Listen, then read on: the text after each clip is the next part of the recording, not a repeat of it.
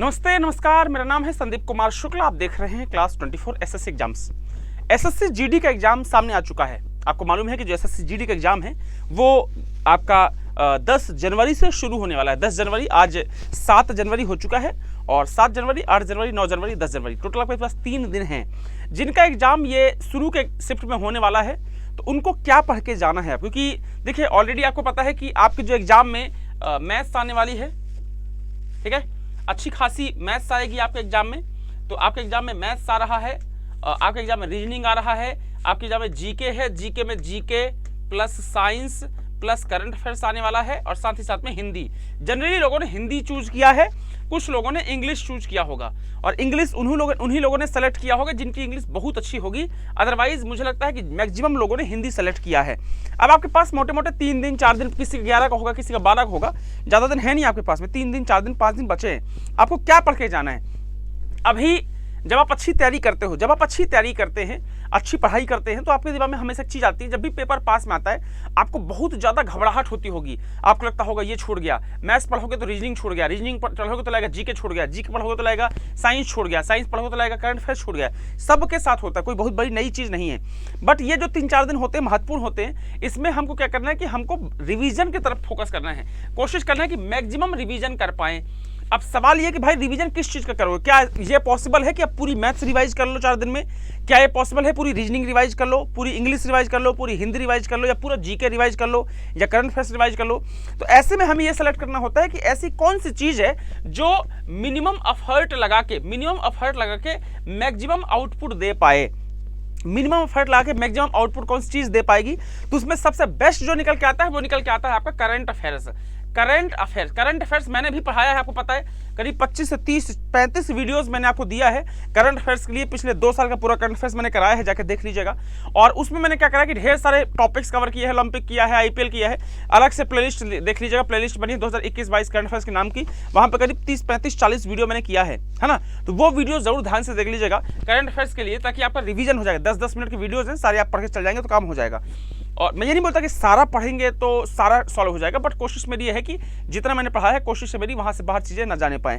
तो आप ये कर सकते हैं कि 2 दिन 3 दिन 4 दिन आपके पास अगर है, आपका 10 को है, 11 को, 12 को एग्जाम है, तो आप कोशिश कीजिए करंट अफेयर्स पढ़िए, क्योंकि आपको पता है करंट अफेयर्स से कम 6 से 7 क्वेश्चन, 8 क्वेश्चन फिक्स है, जीडी में आएगा ही आएगा। 6, 7, 8, कई बार 10-10 क्वेश्चन करंट अफेयर्स से पूछ लेता है। तो आप कोशिश कीजिए कि लास्ट के दिन में आप पिछले 1 साल का जनवरी 2022 से लेकर के दिसंबर 2022 तक का, अगर आप ये पिछले 1 साल का करंट अफेयर्स रिवाइज कर लेते हैं तो आपके 6, 7, 8 क्वेश्चन श्योर हो जाते हैं। और होता है कि इस मैथ्स आप लंबे समय से पढ़ाई कर रहे हैं, रिवीजन खूब किया होगा, खूब प्रैक्टिस सेट लगाया होगा, तो इस टाइम पे मैं बोलूंगा परेशान मत हो। अगर आप मैथ्स में चाहें तो मैथ्स के फॉर्मूला रिवाइज कर सकते हैं। क्या भाई मैथ्स के फॉर्मूला रिवाइज कर लीजिए।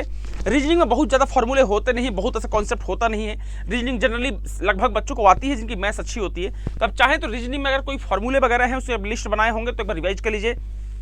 जीके पढ़ने के लिए मत बैठिएगा कि आप जीके पढ़ने के लिए बैठ गए, ज्योग्राफी, पॉलिटी, हिस्ट्री पढ़ने के लिए बैठ गए, या फिर आप साइंस पढ़ने के लिए बैठ गए, या फिर आप हिंदी पढ़ने के लिए बैठ गए। हिंदी आप चाहें तो जो इंपॉर्टेंट टॉपिक्स है हिंदी के, ऐसे टॉपिक जो छोटे छोटे टॉपिक है जिससे हमेशा क्वेश्चन आता है, वो कर सकते हैं। हाँ, आपको जीके पढ़ना, तो जीके में जैसे हिस्ट्री है, पॉलिटी है, ज्योग्राफी है, इसमें मैं एक वीडियो बना दूंगा कि कौन से ऐसे टॉपिक हैं जो हमेशा एग्जाम में आता ही आता है, तो वो टॉपिक जरूर पढ़ के जाइएगा।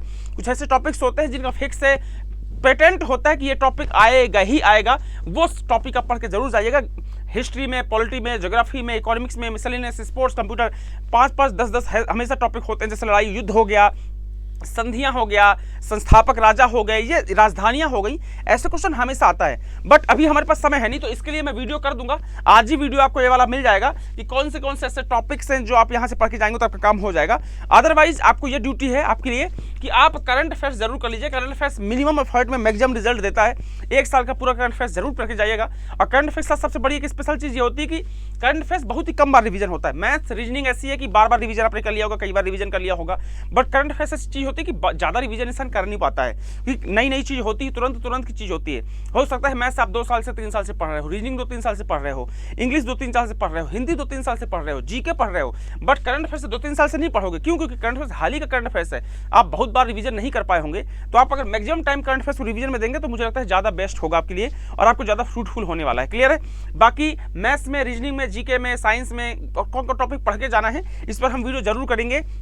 दूसरा, अभी इस पर वीडियो में करूंगा कि क्या चीज़ नहीं करना है। हम जनरली क्या करते हैं, कुछ ऐसी चीज़ें कर जाते हैं एग्जाम के पहले जो बड़ी हानिकारक होती हैं, बड़ी डेंजरस होती हैं। तो फिर से लास्ट में एक बार दोहरा देता हूं, आपको करना क्या है, 2022 का पूरा जो करंट अफेयर्स है उसको आप ये 3-4 दिन में 2 बार 3 बार अगर रिवीजन कर पाए तो बहुत अच्छा होगा। मैथ्स में आप चाहें तो जो इंपॉर्टेंट फार्मूलाज हैं, जो आपने बनाया होगा नोट्स, वो पढ़ लीजिए। रीजनिंग में आप चाहें तो इंपॉर्टेंट जो कुछ फार्मूलेज होते हैं आप उसको रिवाइज कर लीजिए। क्वेश्चन की प्रैक्टिस करना मत शुरू कीजिएगा, जितनी प्रैक्टिस करना था सब कुछ आप कर चुके हैं। अभी इस टाइम प्रैक्टिस करने का मतलब नहीं है, हो सकता है ऐसा हो कि टफ पेपर लेके बैठ जाओ और अगर कम नंबर आएंगे तो उससे फ्रस्ट्रेट हो जाओगे, भाई साहब ये क्या हो गया। ठीक है, अभी मैं बोलूँगा वो सब मत कीजिएगा। और अगर आप जीके की बात करेंगे तो जीके में जो इंपॉर्टेंट टॉपिक है, पॉलिटी का, हिस्ट्री का, ज्योग्राफी का, इकोनॉमिक्स का, मिसलियनस का, कुछ इंपॉर्टेंट टॉपिक्स हर सब्जेक्ट के होते हैं, वो टॉपिक मैं आपको अलग से वीडियो करके बता दूंगा। ये टॉपिक जरूर पढ़ के जाइएगा, वहां से क्वेश्चन आने के चांस ज्यादा है, तो मुझे उम्मीद है कि वहां से काम आपका हो जाएगा। मिलते हैं नेक्स्ट वीडियो में। वीडियो पसंद आता तो वीडियो को लाइक जरूर कीजिएगा, चैनल में नए हैं तो चैनल को सब्सक्राइब कीजिएगा। 10 जनवरी से लगातार यहाँ पर हम एनालिसिस करने वाले हैं।